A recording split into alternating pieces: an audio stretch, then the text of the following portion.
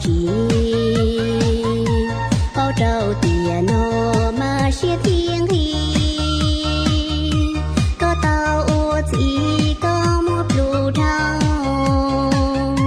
để tiền vừa thò lo vừa chỉ nên cho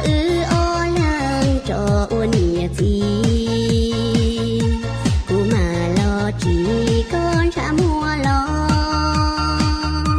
bao trâu tiền nó hai chỉ tao có do trong tia có do cô tôi dân vua là si vua còn y lô trẻ có trình nghe kể trâu mua luôn cú